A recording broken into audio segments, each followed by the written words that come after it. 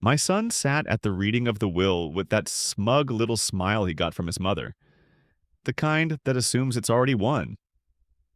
He leaned back in his chair like he'd written the thing himself, already counting his millions before the ink was dry. And if you've ever been quietly erased from your own family story, you'll want to hear what came next. Before we start, hit subscribe and tell me in the comments where you'd listen to something like this. I read every one. Dustin had flown in from Denver the night before, suit pressed, hair perfect, Bluetooth earpiece still clipped on like he might take a business call during his own mother's will reading. It was that kind of confidence. Or maybe arrogance. We sat across from each other in Morrison, Welsh and Associates, at a long glass table in a room that smelled like eucalyptus and expensive wood polish. Janet Morrison came in right on time, 4:30 sharp, with a leather folder and a face that said, this was just one more appointment in a long day. She nodded at me politely, then at Dustin. Thank you both for coming. This won't take long. Dustin adjusted his watch. His mother had built a business empire from scratch after our divorce. 4 branches, a private portfolio, and enough clout to make local politicians return her calls in under an hour. Everyone knew what the will would say. Heir apparent gets the keys to the kingdom. Ex-husband gets a polite footnote. Janet opened the folder. This is the last will and testament of Brianna Elizabeth Flores, executed March 15th of this year. She glanced at Dustin. To my son, Dustin Michael Flores. I leave the Hillcrest property and the sum of $500,000. Dustin gave a slight nod. Of course. Janet turned the page. To my former husband, Jerry Michael Flores. Dustin's eyes flicked toward me. Just a formality, he was thinking. Some closure gift. I leave controlling interest in Flores Consulting Solutions and the remainder of my estate, totaling $33.5 million. The room went dead silent. Dustin blinked like someone had slapped him. Janet didn't pause. She also left a personal letter. It's to be read aloud. Now. Dustin stood so quickly his chair scraped the floor. What the hell did you just say? I didn't answer. Janet opened the envelope. This may explain everything, she said. The letter was printed on cream paper, folded in thirds. Brianna's handwriting scrawled across the front in black ink. For Jerry and Dustin, read aloud. Janet slipped on her glasses, smoothed the crease, and began. If you're hearing this, it means I'm gone. I know this moment is hard. I didn't do this lightly. Dustin crossed his arm, still standing. His jaw was tight, but his eyes flicked toward the paper like it might suddenly catch fire. Dustin, my brilliant boy, you always wanted control. You've spent your life proving you deserved it. But control without humility becomes cruelty. And I've watched you walk that line too many times. Jerry, I gave you everything I had once. Then I took it all back when I was too proud to admit you were right about what matters. You were never flashy, never ambitious the way I was. But you were kind. Steady. Decent. Dustin made a sound in his throat, and something between a scoff and a laugh. You've got to be kidding me, he muttered. Janet didn't look up. The business exists because you carried the weight while I dreamed bigger. The money exists because you let me go and never once tried to tear me down afterward. You gave me the freedom to build. Now I give it back to you. To both of you. I hope this starts something new. Janet folded the paper and placed it in front of me. She asked you to keep the original, she said. Dustin slumped back into his chair, stunned. This makes no sense, he said. She never said anything, never hinted. I almost spoke. Almost told him that sometimes silence holds more truth than all the speeches in the world. But I let the moment sit. Janet tapped the folder. There are steps to initiate transfer of ownership. We'll begin with legal filings next week. Dustin straightened. No, we're not doing anything until I talk to her board. To her attorneys. I'm contesting this. Every word. You're welcome to, Janet replied. But you'll lose. The finality in her voice silenced the room. I didn't gloat. I didn't move. I just looked at the letter. Because for the first time in 15 years, I knew Brianna had seen me. Not as the man she outgrew, but the man who never stopped loving her anyway. And that truth would outlast any fortune. The parking garage was nearly empty when we left. I walked slower than usual, not from age, though I felt all of my 68 years, but from the weight of it. The letter, the will, the look on Dustin's face. He trailed a few steps behind me, silent. In the elevator, he finally spoke. So that's it? She just handed it all over to you like some morality prize? I pressed the button for the ground floor. I didn't ask for this, Dustin. You didn't say no, either. I turned to face him. What would you have done if the roles were reversed? He stared at the doors, jaw clenched. I wouldn't have taken what didn't belong to me. It belonged to her. She gave it away. Because she was sick, or lonely, or confused. She wasn't thinking clearly. She was never confused, Dustin. You know that. The elevator opened. We stepped into the cool, echoing garage. His Tesla sat gleaming under a motion light. My truck, 15 years old and dusty, looked like it had wandered in from another century. He stopped before unlocking his car. You don't know what this does to me. I think I do. No, he snapped. You don't. You weren't there. You didn't build the company with her. You didn't stay up nights running numbers or pitch to VCs or... I stayed up nights worrying about your mother while she built a world that didn't need me, I said calmly. There's more than one kind of work, son. Dustin didn't reply. He opened his door, slid inside, and pulled the door shut without another word. I stood in the half-dark as his taillights disappeared down the ramp. Then I walked to my truck, letter still in hand, heart still trying to catch up with everything that had just changed. Back at home, I didn't turn on the lights right away. I just stood in the kitchen staring at the letter under the amber glow above the stove. The same light Brianna once stood beneath 25 years ago, peeling apples for pie. She used to hum Patsy Cline when she thought I wasn't listening. That version of her had vanished long ago. And yet, somehow tonight she'd found her way back to me. I didn't sleep much that night. The letter lay on the nightstand like a voice I wasn't ready to silence. I must have read it 20 times, tracing her handwriting like it could explain something the words didn't. By morning, I'd made up my mind. At 98 and sharp, I was downtown, standing in front of a building I never thought I'd set foot in again. Flores Consulting Solutions. My name was on it now, or would be soon. A young woman at the front desk greeted me like I was a confused contractor. Can I help you, sir? I'm Jerry Flores, I said. She blinked. I'm sorry, but are you? I believe I'm your new majority shareholder. That got her attention.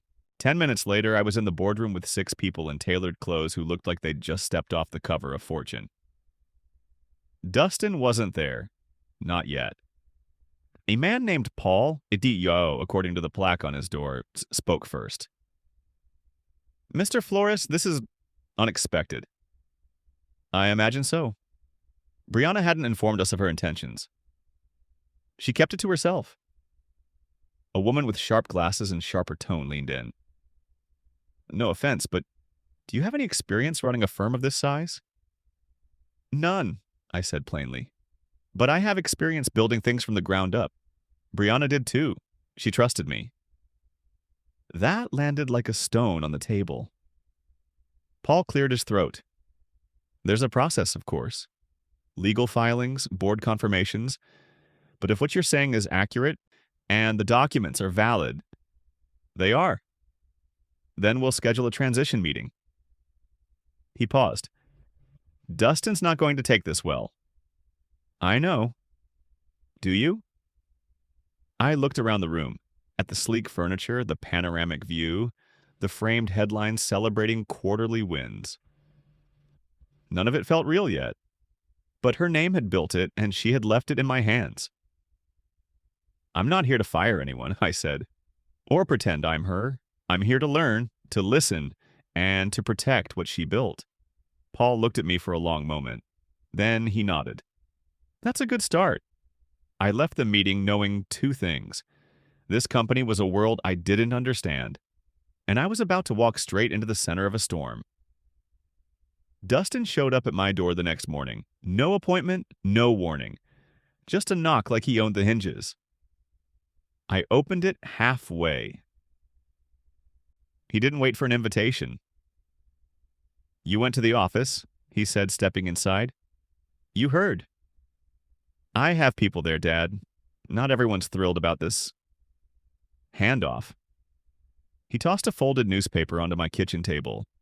The Spokane Review. Business section. Headline read, Surprise Owner Takes Control of Florist Consulting. Below it, a photo of me at the building's entrance, looking exactly how I felt. Too old for the spotlight, too stunned to pretend otherwise. Dustin leaned on the counter. You said you didn't want this. I didn't, I said. But your mother gave it to me. I'm not handing it back just because it's inconvenient for you. He scoffed. You don't even know what EBITDA is. No, but I know what integrity is. He ignored that. They don't respect you, you know. The board, the execs. You're a tourist. Maybe, but I've been underestimated before. He picked up one of the business cards I'd left from the old days, Jerry Flores Contracting, licensed and bonded, and flipped it between his fingers like it was a playing card. You ran a tile company. For 27 years. You think that qualifies you to run a national consulting firm? I think your mother knew what she was doing. Dustin's jaw tightened. No, she didn't. She made a mistake. A massive one. And if she'd lived another 6 months, I guarantee you she would have fixed it. You don't believe that. He looked away. Doesn't matter. The damage is done. We stood in silence for a while. The fridge hummed. The heater kicked on. Outside, it had started snowing again. Soft, quiet flakes that didn't seem to care how much tension filled the room. Dustin turned back toward the door. This isn't over. You think you've won something here, but you haven't. You've just started a war you're not ready for. You're my son, I said. This doesn't have to be war. He paused, hand on the knob. You stopped being my father the day you took what should have been mine. And then he left. I sat at the table and looked at the newspaper headline again. My name, her company, his rage. 3 lives twisted around one legacy. And somehow, I was the one still holding it. I didn't hear from Dustin for 2 weeks. Not a text, not an email, but I felt him everywhere. At the office, I noticed subtle shifts. A board member suddenly unavailable. A meeting moved. A whispered conversation ending when I entered the hallway. The air had changed the way it does before a thunderstorm. Still, I kept showing up. I made it a point to talk to the staff. Not just the executives, but the receptionists, the interns, the guy who fixed the HVAC when the heat glitched on the 3rd floor. I asked questions. I took notes. I listened. That's what Brianna had always done best. Listen until she understood what people needed, then build something that made them believe in it. I wasn't Brianna, but I had learned a thing or two from her before our lives diverged. On the 3rd Thursday after the will reading, Paul, the COO, knocked on my office door. He didn't wait for a reply. You should see this. He laid a folder on the desk. Press coverage. At least 6 pieces. New owner, old ideas. Doubts emerge over florist firm's future. Can a retired tradesman lead a tech consultancy? The curious case of Jerry Flores, all from respectable outlets, all quoting anonymous sources, all dripping with skepticism. Paul watched me as I read. They're coming for you. Dustin. He gave a non-committal shrug. He's smart. Knows how to feed the right story to the right people. He's still a kid with a grudge. No, Paul said. He's an operator with a motive. I leaned back. You worried? Not yet, but the board is skittish. They want a strategic update next week. That's code for prove you're not a liability. What would Brianna do? Paul smirked. She'd walk into that boardroom with a 5-year plan, market data, and a threat to fire anyone who leaked internal politics to the press. Right, I said. And I've got 6 days to become her. No, Paul said quietly. You've got 6 days to become someone they respect. After he left, I sat alone for a long time. I didn't know how to speak their language. I didn't know what half the acronyms meant, but I knew what a bad foundation looked like, and I knew how to rebuild. I picked up the phone and made 3 calls. A retired friend from my contracting days who now ran logistics for a construction firm.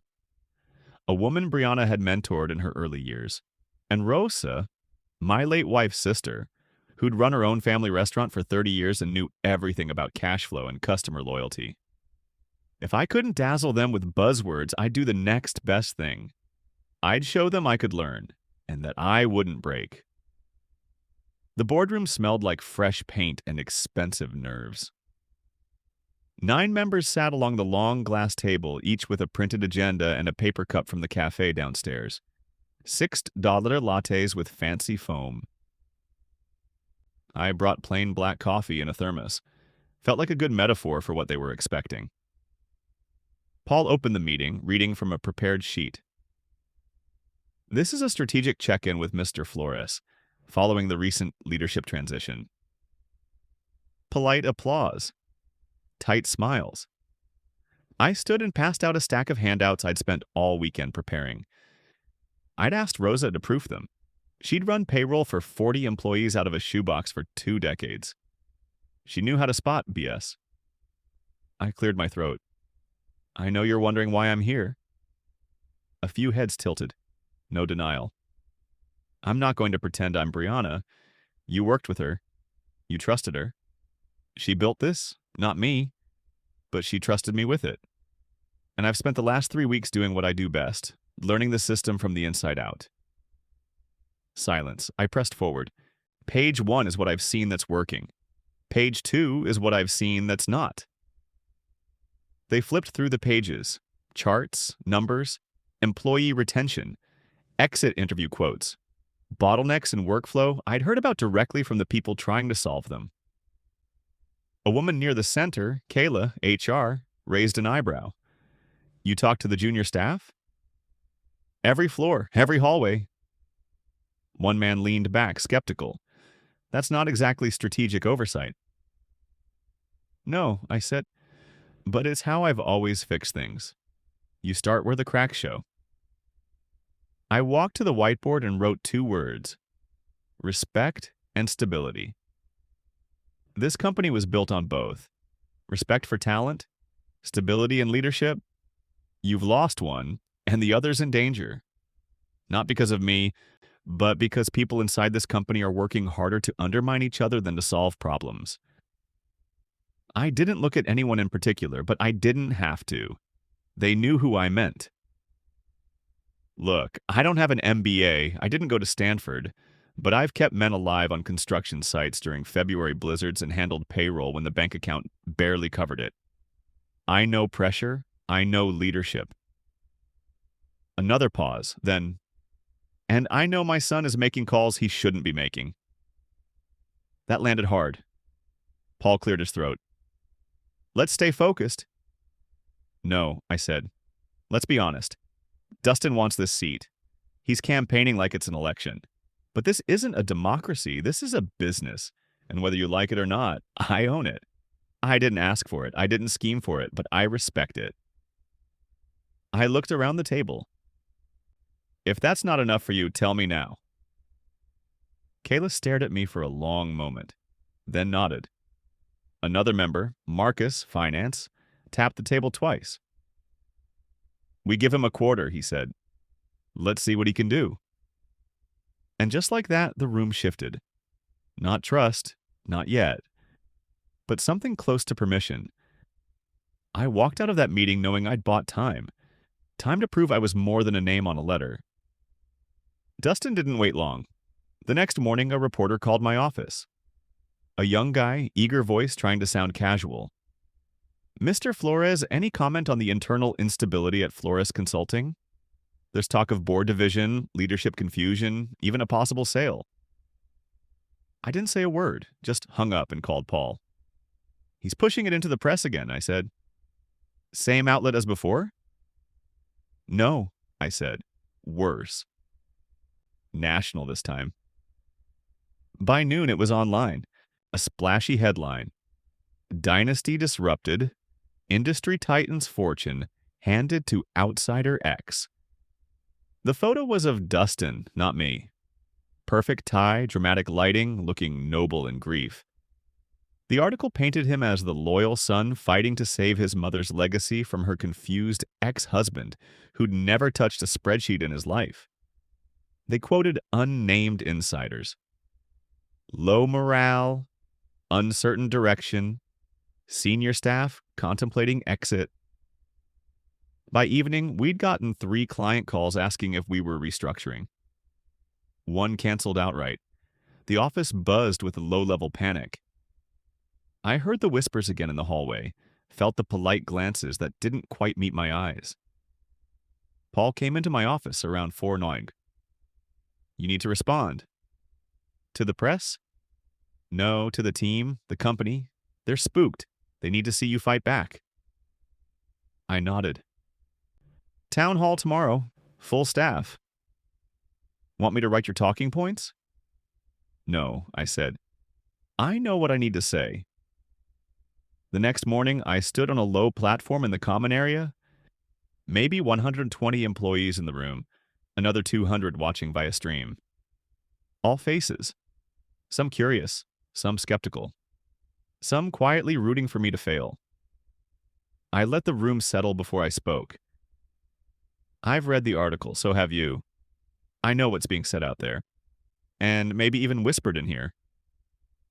I paused. I won't insult you by pretending I have all the answers. I'm not your usual CEO. I don't wear Italian shoes. I don't own a private jet. But I know what it means to build something that matters. And to fight like hell, to protect it. I scanned the crowd. Brianna trusted me with this company, and I know some of you wonder why. But I have spent the last month listening. Not posturing, not politicking. Listening. To interns, to managers, to clients. And I hear the same thing. You want stability. You want clarity. You want someone to lead without agenda. Another pause. Well, I don't have an agenda. I have a promise. I held up the copy of the article. This won't be what defines us. This is noise. We know who we are, and we'll prove it together. They didn't cheer. This wasn't a pep rally. But they clapped. And I saw nods, small ones, earned ones. And that night, I went home and opened Brianna's letter again. Not because I needed the words, but because I finally understood the weight of them. She hadn't given me power. She'd handed me the responsibility she once carried alone. 3 days after the town hall, Dustin showed up at my apartment. Not the office, not a phone call. My home. After dark. He stood on the porch in a tailored coat, hair perfect, hands stuffed into his pockets like he was holding back fire. I opened the door, said nothing. I want to talk. You usually do. He didn't wait to be invited this time either. Walked right past me and into the kitchen like he'd grown up there. He hadn't. We moved into this place after the divorce. You think that speech fixed everything? He said, spinning to face me. I think it helped. You think the board respects you now? They respect what I'm trying to do. He scoffed. You're a PR strategy. That's all this is. The grieving ex-husband with a noble face. And you're what?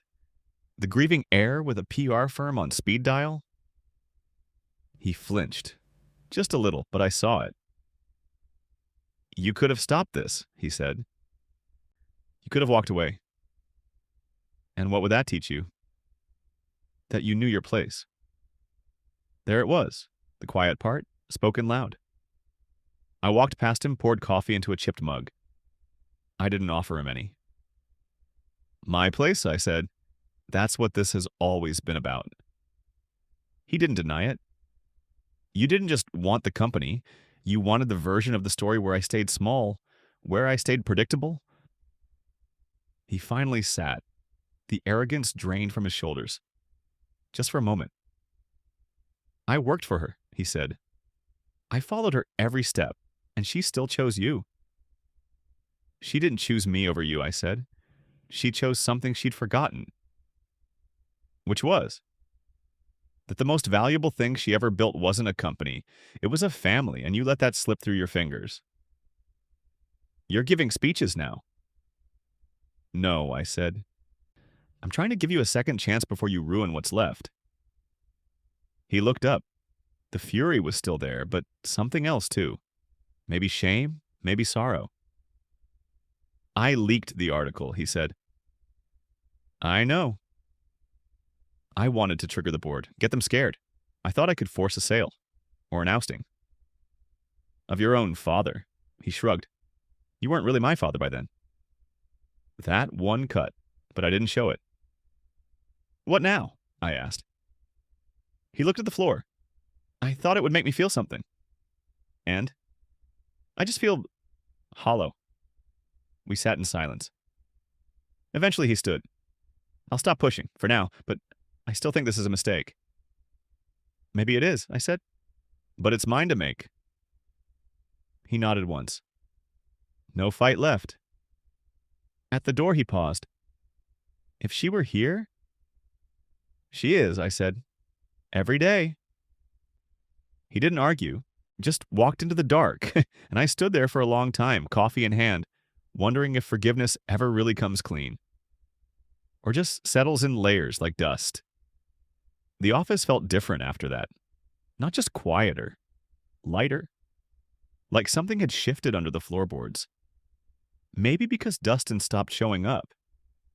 Maybe because the staff stopped holding their breath. Maybe because I'd finally stopped apologizing for being in the room. The first week of the quarter, we signed 3 new clients. Mid-sized local firms of management, the kind Brianna used to take on before the company went global. Paul said the board barely noticed, but the people on the floor did. Wins matter more when they're shared. By Thursday, Kayla from HR dropped by my office with 2 mugs of coffee and a look I hadn't seen since the early days. Respect. I have something, she said, but you have to promise not to freak out. That depends. She handed me a file. Internal review, confidential complaints. 3 former employees had come forward after the town hall. 2 department heads and 1 assistant, all alleging hostile behavior, manipulation, even coercion, and from Dustin. I sat back. I thought he ran HR initiatives. He did, Kayla said, which meant he also controlled how things were reported. Or more accurately, not reported. I flipped through the pages. They were detailed, dated, documented. Why now? Because they saw you stand up, and they saw him sit down. I set the file on my desk. This could break him. Kayla didn't flinch. He broke himself. You just brought light into the room. That night, I didn't sleep. I stared at the ceiling and tried to remember the last time I held Dustin as a baby. His entire weight resting in one forearm, his face scrunched with dreams, his little fist pressed to his cheeks like he was already bracing for something. I remembered thinking, don't screw this up, Jerry. And here we were. Friday morning, I asked Paul to call a private board session. No agenda, no audience.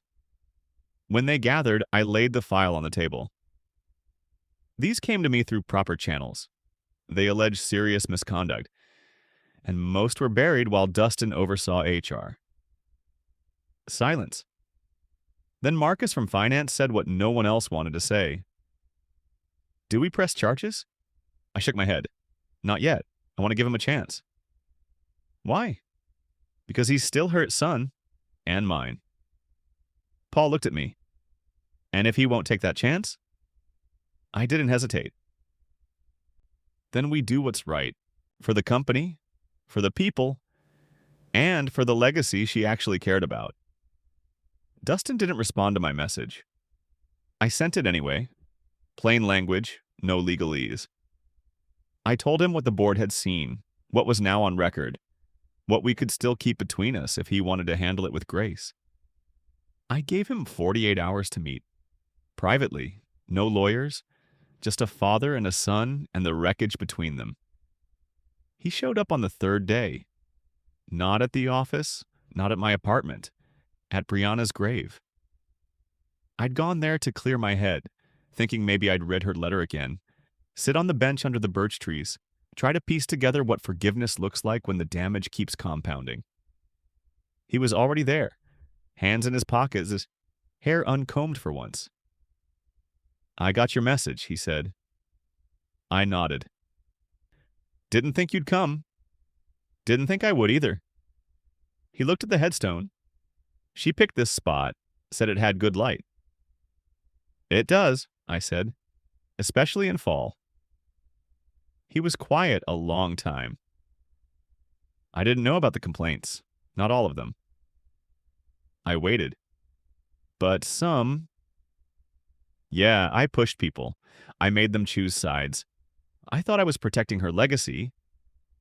Turns out I was protecting my place in it. He looked at me then, not with anger this time, but with something worse. Regret. Do what you have to do, he said. I won't fight it. I wanted to ask why. Why now? Why here? But I didn't. He wasn't finished. I spent so long trying to be her mirror, he said. Smart, strategic, always 3 steps ahead. But she didn't need a mirror, she needed a balance. She had that, I said softly. Once. He looked at me, and for the first time in over a decade, I saw something that looked like a sun. What are you going to tell them? He asked.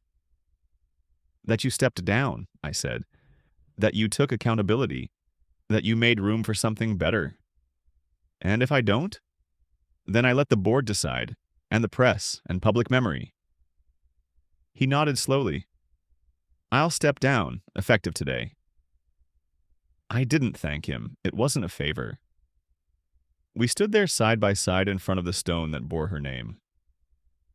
You know, I said after a while, she used to hum Patsy Cline when she was angry. He smiled, barely. She used to quote Maya Angelou when she was tired.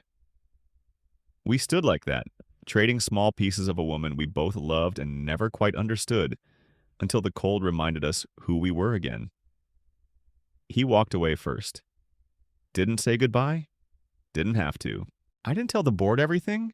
They didn't need to know about the cemetery, or the way Dustin's voice cracked when he admitted what he'd done, or how, for the first time since he was 12, I saw a boy who didn't know how to fix what he'd broken. They only needed to hear the version that left space for dignity. Effective immediately, I said at the meeting. Dustin has chosen to step down from all operational roles within Flores Consulting. He's expressed a willingness to support the transition however needed, but believes it's in the company's best interest to step aside. There were a few quiet nods, no arguments, a relief and also a sadness I didn't expect. I wasn't proud of how we'd gotten here. I was just grateful we weren't dragging each other further into the mud. After the meeting, Kayla lingered by the door. You handled that with grace, she said. I'm trying, I replied. She hesitated. Some of us were waiting for you to lose it, to get petty, retaliate, but you didn't. I've already lost too much to be petty. She gave a small smile. I hope you stay. I'm not going anywhere. With Dustin gone, the office shifted again. It was subtle at first. Emails answered a little faster. Fewer closed-door meetings. Managers stopped checking over their shoulders before giving honest feedback. By the end of the month, I was seeing smiles in hallways where there'd only been tension.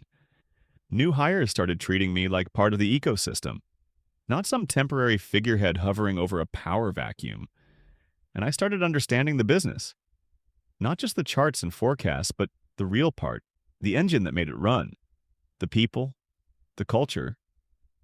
The voice Brianna had given it in the early days, before everything got too sharp, too corporate, too hungry. I started writing small notes to employees. Nothing dramatic. Just thank yous, acknowledgments. I remembered birthdays. I bought bagels for the fourth floor after they landed a difficult client. When someone's grandmother passed, I sent flowers and a handwritten card. The kind of stuff Brianna used to call low return energy. But I remembered her tearing up when one of her interns once left a sticky note that said, "Thanks for listening to me today." That woman never forgot that kid's name. Some part of her always understood what mattered. She'd just gotten lost in the machine she'd built. In March, I took down her old office plaque and had a new one made. Brianna E., Flores Memorial Room. Founder, builder, mother. We made the space into a quiet lounge. Not a shrine, just something softer. People could go in there to breathe, recharge, eat lunch without politics. I donated some of her old books. Framed a photo of her at age 34, wearing jeans and a t-shirt, arms crossed in front of the first office she ever opened. Her eyes were clear, focused, tired, but proud. A young woman from marketing stopped me in the hallway the next day. "I sat in there over lunch," she said. "It's beautiful. It's peaceful." She would have liked that. The woman nodded. I didn't know her, but I think I'd have liked her too. "You would have," I wanted to say. "You would have liked her best on Sundays, hair messy, phone off, singing along to Ella Fitzgerald in the kitchen. Not the empire, but the woman underneath it." By spring, we were profitable again. Not wildly, not splashy, but steady. The way things grow when you stop chasing fireworks and start planting roots. And for the first time since the will was read, I felt something settle in my chest. Not triumph, not even peace. Just permission. To keep going, to do it right. To become the kind of man she must have known I still could be, even after all the years apart. It arrived in a thick white envelope, postmarked from Oregon, no return address. Just my name in blue ink, written in a hand I didn't recognize. I almost threw it out, thought it might be marketing. But something about the weight of it made me pause. I took it to the kitchen, sliced it open with a butter knife, and unfolded 3 pages of lined paper. The first line stopped me cold. "You don't know me, but I knew Brianna better than almost anyone during her last year." The signature at the bottom, Elena Rivera. I read the letter twice before sitting down. "Dear Mr. Flores, I worked as your ex-wife's personal nurse for 11 months before she passed. I wasn't just staff. We became close. She talked about you often, not in the way bitter exes usually do, in the way someone talks about an unfinished conversation. She never said the word regret, not directly, but it lived in every story she told about you.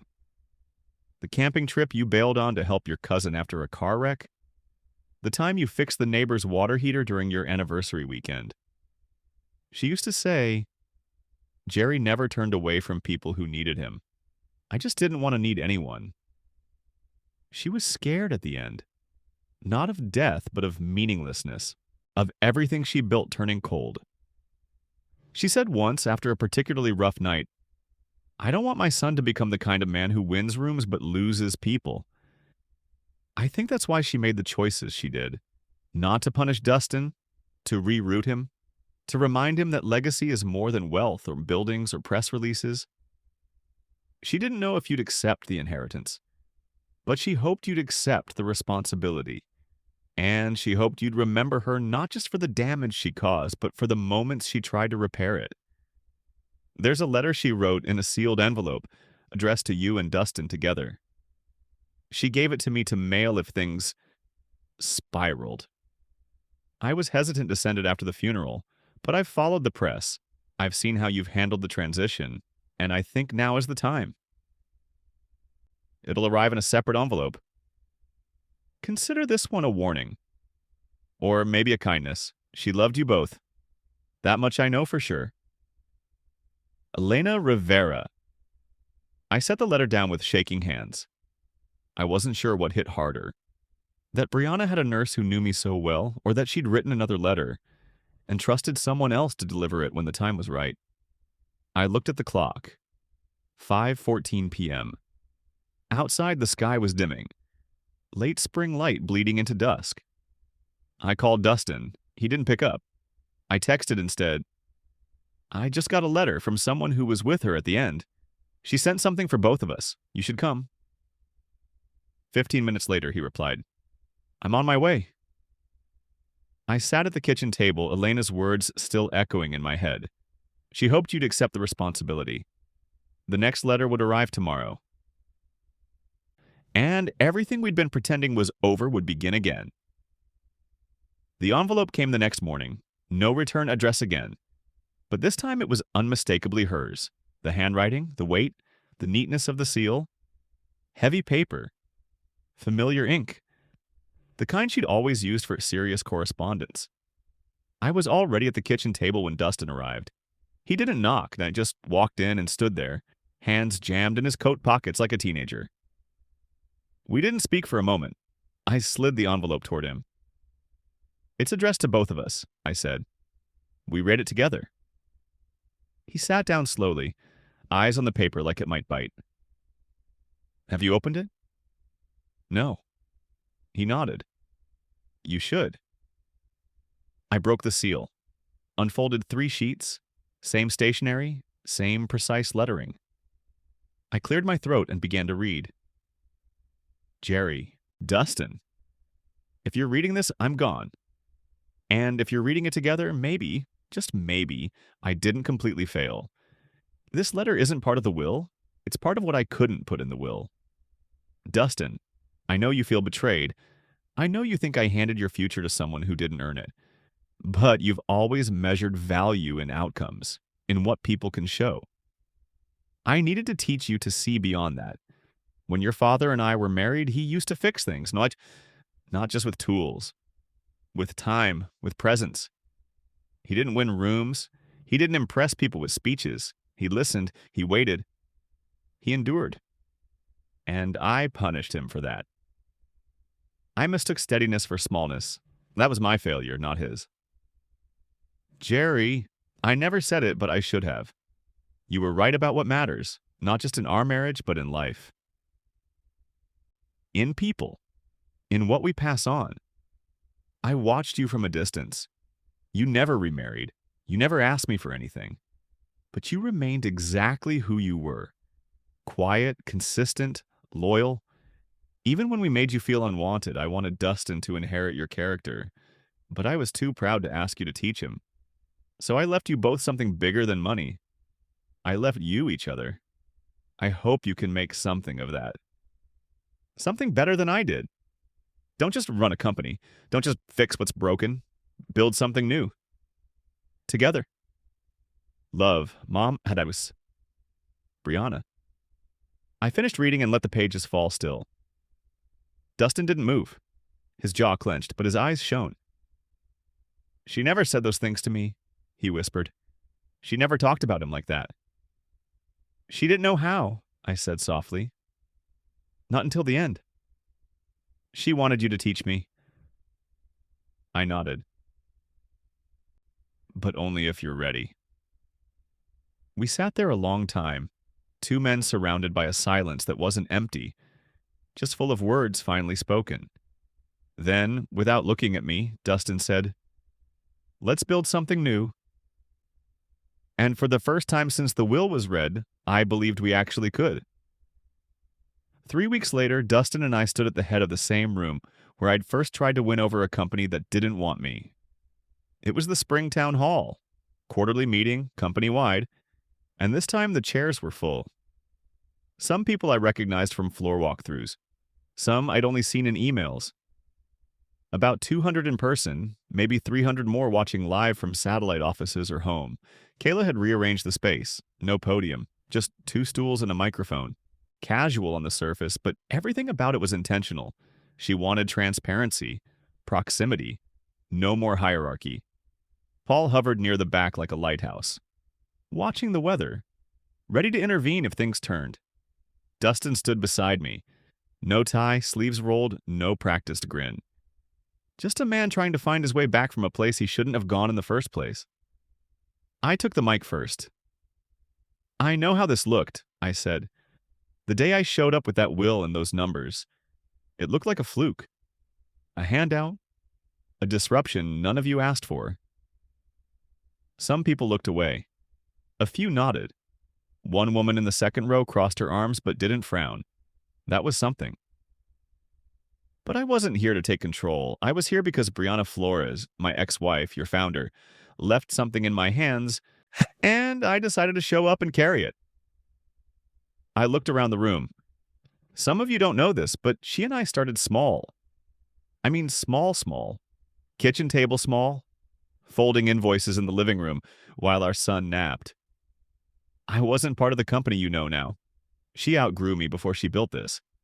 But I knew the version of her who dreamed it first, and I know she wanted this place to stand for more than market wins. A few people were leaning forward now, curious, not just polite.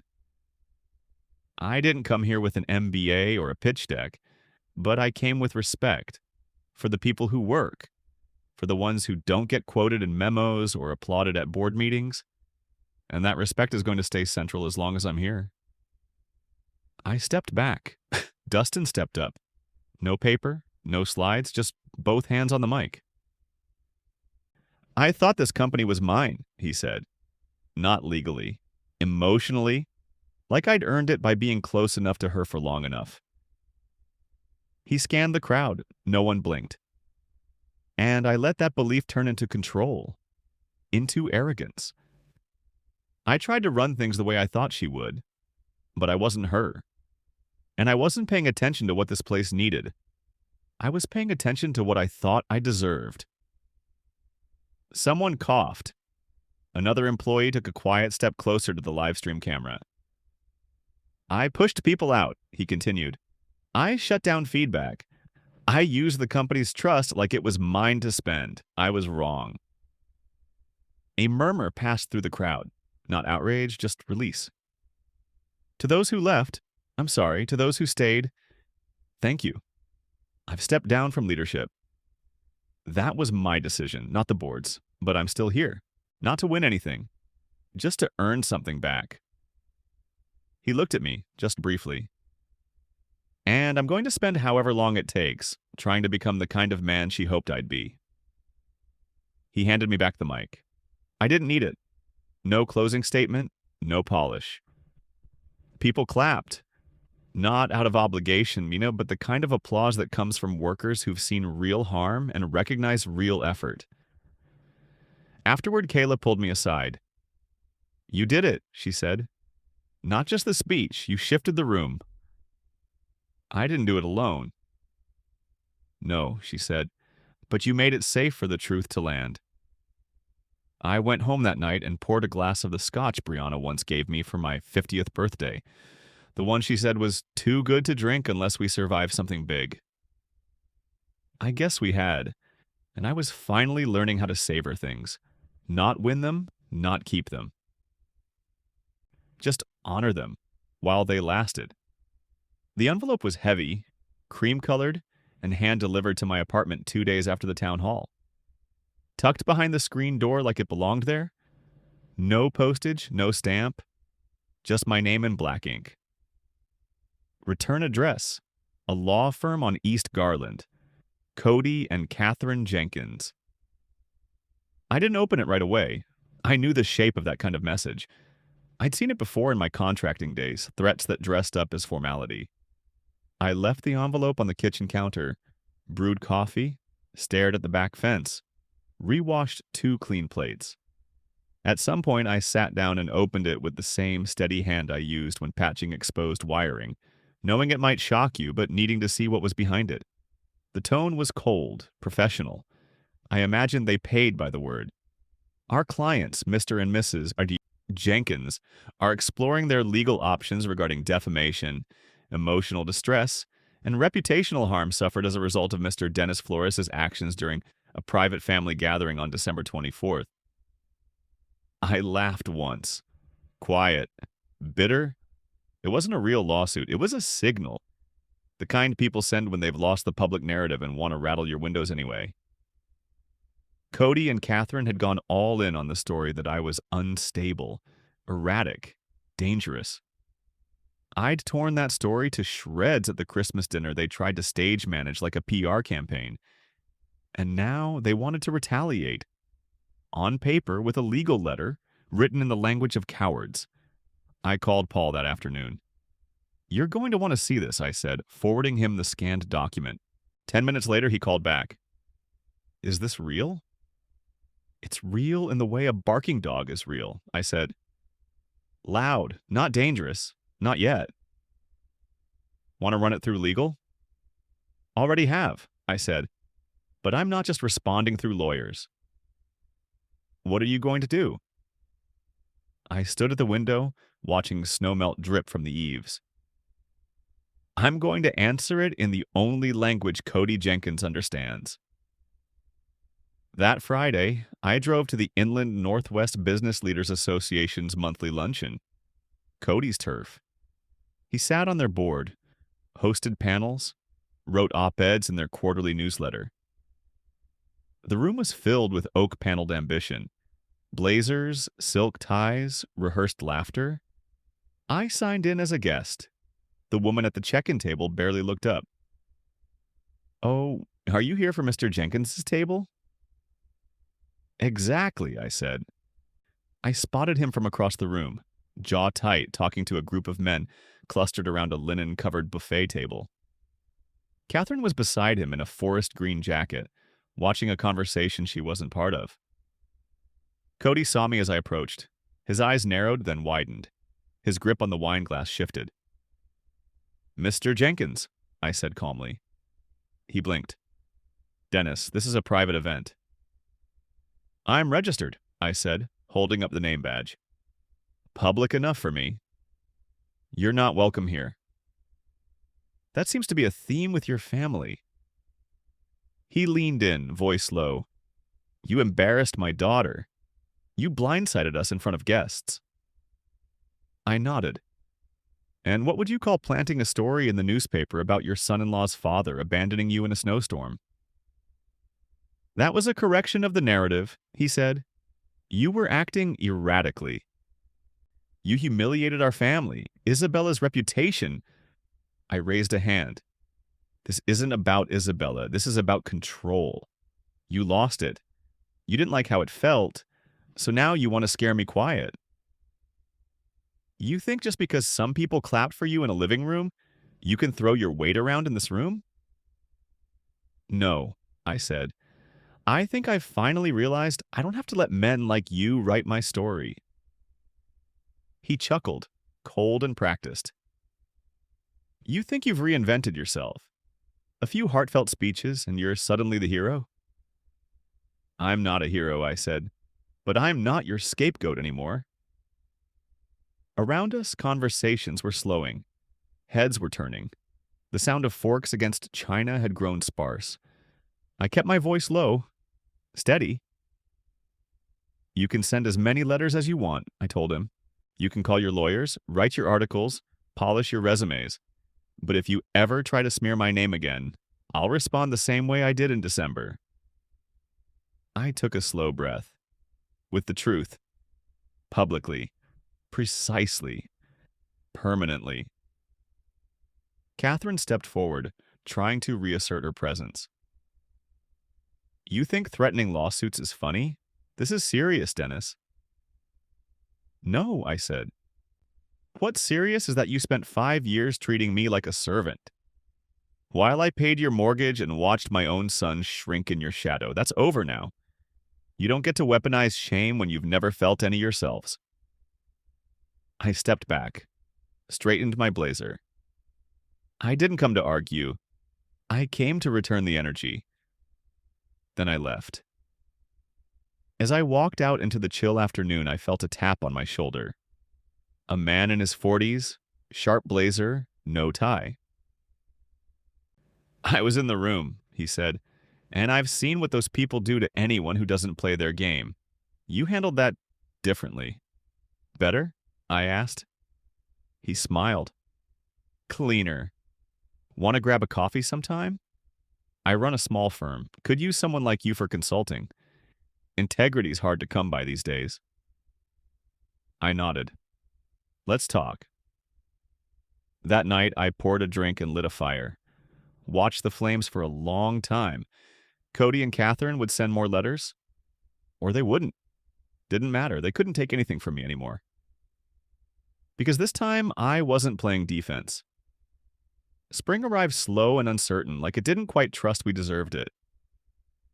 The snow melted in patches as if afraid to let go all at once. Crocuses pushed through the soil in quiet defiance. Birds returned without ceremony. I'd forgotten how much light changes a house. The sun came through my kitchen window at a new angle now. Warmer, whiter. I found myself making real breakfast again. Eggs, not just toast. I even put fresh flowers on the table once. Nobody saw it but me, and that was enough. At the office, we weren't celebrating record growth. We were celebrating stability. After months of meetings, pivots, and apologies, Florist Consulting had steadied. New clients, better retention. Paul said morale was the highest he'd seen it in 2 years. I didn't need a chart to confirm it. I could feel it in the hallways. The jokes returned. So did the music in the break room. People no longer paused when I entered a room. Dustin had settled too. He took a project role, mid-level, no assistance. He sat in brainstorming sessions, contributed quietly. He didn't correct people. He didn't interrupt. Sometimes he even laughed. Really laughed the way I remembered from when he was a kid watching old comedies with me and Brianna on Friday nights. One morning, I walked past the kitchen and saw him brewing coffee for the entire marketing team. A woman no older than 25 handed him a stapler and said, "Thanks, D." He just smiled and took it like any other junior analyst. I don't think he even noticed me standing there. "You were right," Kayla said as she passed. "He's not his worst day." Neither was I. Rosa called one Thursday evening. "You've been dodging me," she said. "I've been working." "You're always working," she replied. "Even when Maria was alive, even when it wasn't your job."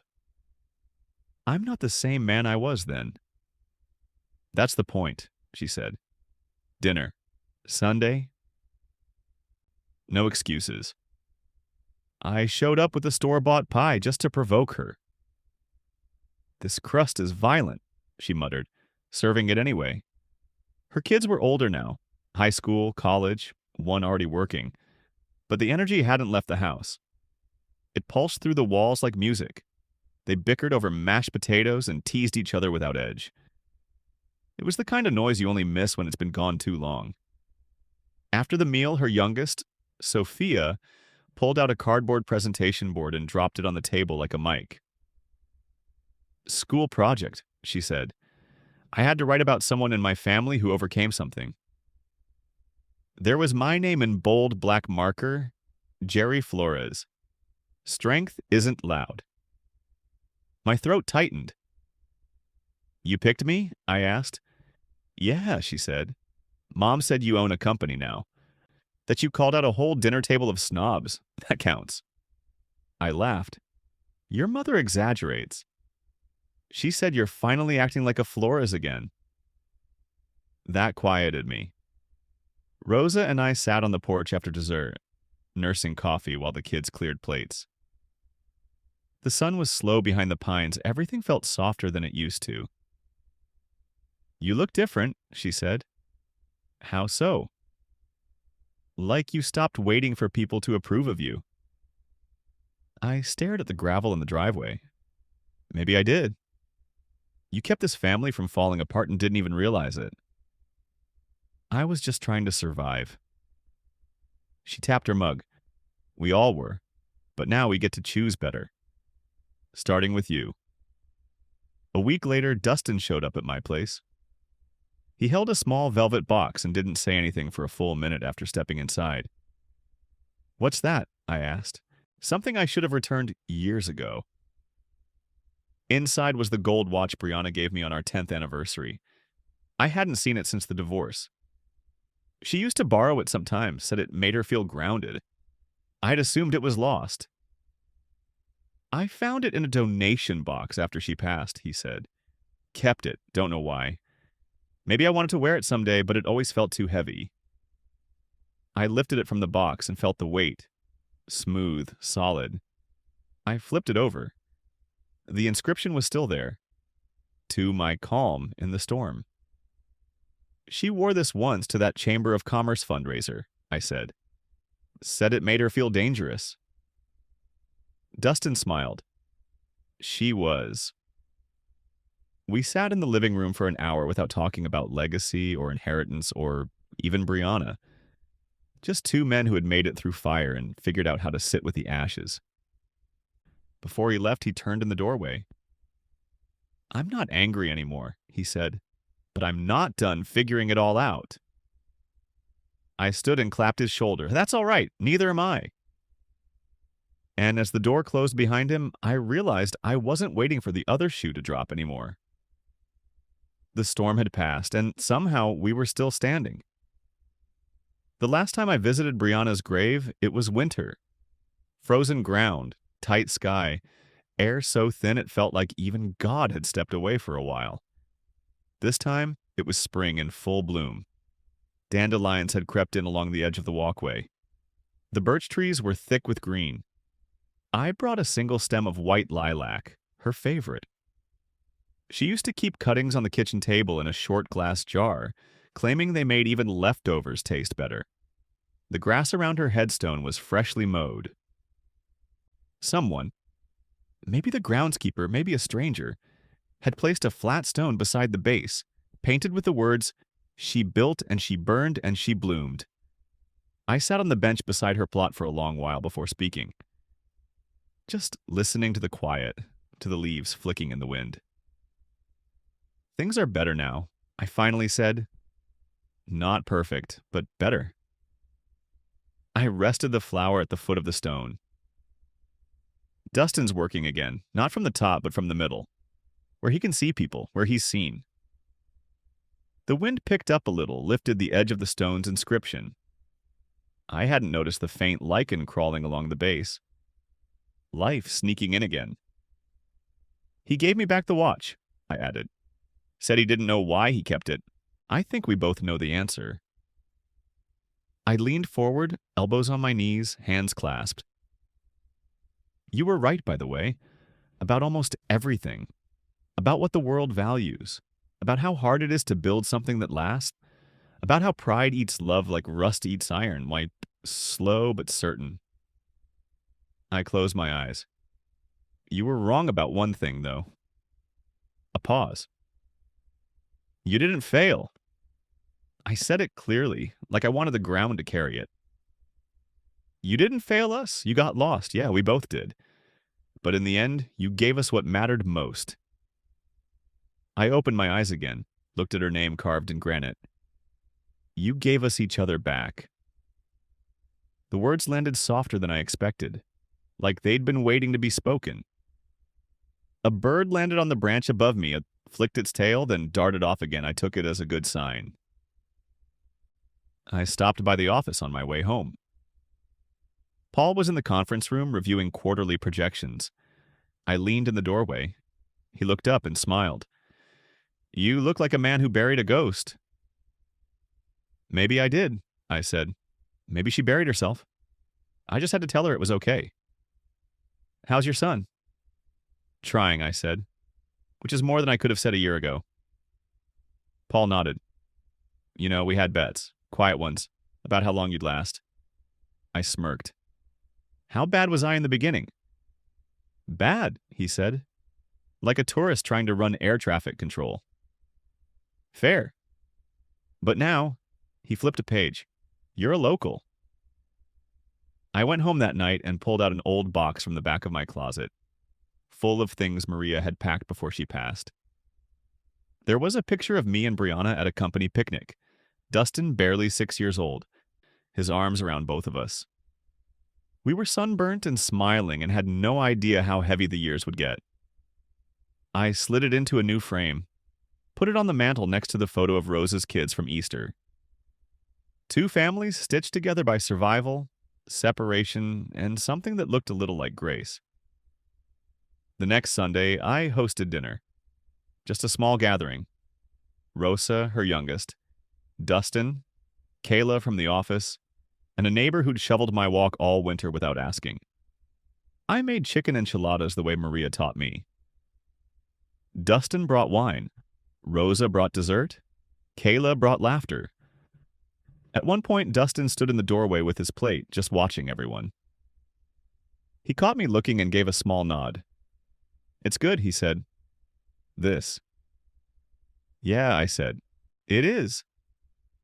Later that night, after the last dish was washed and the leftovers tucked into foil, I stepped onto the porch alone. The air was warm. The street was quiet. And for the first time in a long, long time, I didn't feel like I was waiting to be forgiven, or redeemed, or remembered. I just felt here, alive, at peace. And finally, home. I hadn't planned to leave. Not at first. Not even after the board transition or the cleanup from Cody's nonsense. But one morning, I walked into my office, looked out at the skyline, and felt finished. Not tired, not defeated. Just done. I'd kept my promise. To Brianna, to Dustin, to myself, I'd taken something broken and helped make it whole. Not perfect, not polished, but functional again. Steady. That kind of work leaves a mark on you, and it taught me something. Sometimes, but stepping back isn't surrender, it's trust. That same morning, a message appeared in my inbox. Simple subject line, advisory opportunity. It was from a regional consulting firm focused on sustainability. Mid-sized, well-run, sharp mission. They wanted to talk. "We've followed the florist transition," the email read. "We'd be honored to have your insight." I stared at it for a long time. Then I printed it and took it straight to Paul. He read it twice, then looked up at me. "You thinking about taking it?" "I'm thinking about what it means that I finally want to." That afternoon, I met Dustin for lunch. Same cafe where Brianna used to order black coffee and grilled cheese on wheat. He looked relaxed for once. Tie loosened, sleeves rolled, phone face down on the table. "I got an offer," I told him. His fork paused midair. "What kind?" "Consulting, strategic, light travel, no boardrooms." "You're leaving?" he asked quietly. "I'm stepping back. I won't be far. But this place doesn't need me in the center anymore." He nodded, looked down. Can I take your place?" I smiled. "Do you think you've earned it?" "I'm earning it now," he said. "Every day, with the team, with myself." Then that's all the answer I need. The next month was a blur of transitions. Legal filings, announcements, goodbye meetings. HR gave me a framed print of my first internal memo, complete with Kayla's red line corrections. Paul handed me a bottle of bourbon he said was for the first real weekend. Even the intern from floor 4 hugged me. "You made it feel human here," she said. I walked the building floor by floor that final Friday. Left handwritten notes. Thank the folks. Nobody thanks. The overnight security guard, the woman who stocked the bathrooms with hand lotion after someone complained. I taped a message inside the elevator. Character is what remains when the titles are gone. JF. I turned in my badge at 4:52 p.m. Dustin stood beside me for the final walk to the exit. "You were the heart of this place," Monty said. "I was the ribcage," I replied. "You're the heart. Just don't beat too fast." We laughed. He held the door for me. I stepped into the soft gold of late spring. No ceremony, no applause. Just quiet, Exactly how it should be. That weekend, I went to Rosa's for dinner. She made her famous green chile stew. Told me I looked rested. I told her I felt that way too. "You're not itching to get back to work already?" she asked. "I'm working," I said. "Just not for money right now." I helped her wash dishes while Sophia quizzed me on stocks for a school project. I got 4 wrong. She laughed and said I was finally relatable. Later, I walked home under a wide sky and stars I hadn't noticed in years. I'd once thought success was something you carried alone like a torch. But maybe it was something lighter. A lantern passed around a circle, and mine still had light to give. A month after stepping away, I drove out to Brianna's grave one last time. Not because I needed closure, I'd found that already, but because something still felt unfinished. Not unresolved, just unspoken. It was early evening. Quiet. That golden hour light stretched across the hills and warmed the stone like it was something living. I brought coffee, 1 cup, no flowers this time. Just the letter I'd written the night before. I sat down on the bench, unfolded the page, and read it out loud. "Brianna, we did it. Not perfectly, not cleanly, but honestly. We found our son again. We found a way forward. You were right to leave it all to me. Not because I was better, but because I was still willing to become better. I hope you knew that. He's going to be okay. Maybe more than okay. I see parts of you in him now, the best ones. The fire, the clarity, the way you used to listen so hard it made people nervous. He's learning how to use it for good. You left a legacy, Brianna, not the company, not the money. That wasn't the legacy. It was the courage to choose people over pride, to leave a door open instead of slamming it shut. I think I've finally done the same, so thank you for trusting me. For remembering what we once were. For giving me a second chance when you didn't owe me a thing. I'll carry it forward. Not because I have to. Because I want to. I folded the letter and placed it beneath the bench, under a loose stone I'd used once before to hide a candy bar from Dustin when he was 9. I figured it might last a while there. 2 weeks later, I got an email from the small sustainability firm that had reached out earlier in the year. They were expanding faster than planned and wanted help onboarding a new regional director. Nothing big. Just a few meetings, maybe some mentoring. I said yes. Not because I missed the pace, but because I liked the idea of helping people who still wanted to learn. I wasn't chasing legacy anymore. Just usefulness. Rosa's oldest got engaged in June. They asked if I'd be willing to give a speech at the reception. "Just don't talk about market trends," the kid joked. "I'll keep it under control," I promised. The night of the wedding, I stood at the microphone and looked around at a room filled with people I hadn't expected to keep. People who stayed anyway. And I said something simple. Real wealth is who shows up when you stop giving. There was a pause, then applause. I caught Dustin's eye near the back of the room. He raised his glass. I raised mine. We didn't need words for that. These days, I keep a tighter schedule. Tighter in a good way. Mornings with strong coffee. Afternoons with handwritten notes. I volunteer twice a week. I read the paper cover to cover. I visit Maria's grave when I visit Brianna's. I don't compare them anymore. Love's not a ledger, it's a rhythm, a return. Every now and then, someone knocks on my door. A neighbor, a former employee, a student, someone asking for advice.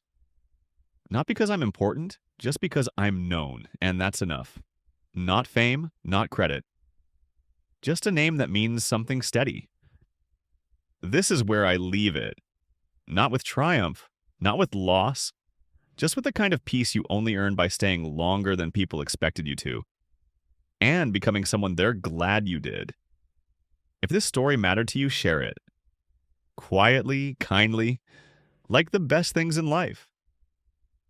Passed hand to hand, person to person. One honest legacy at a time.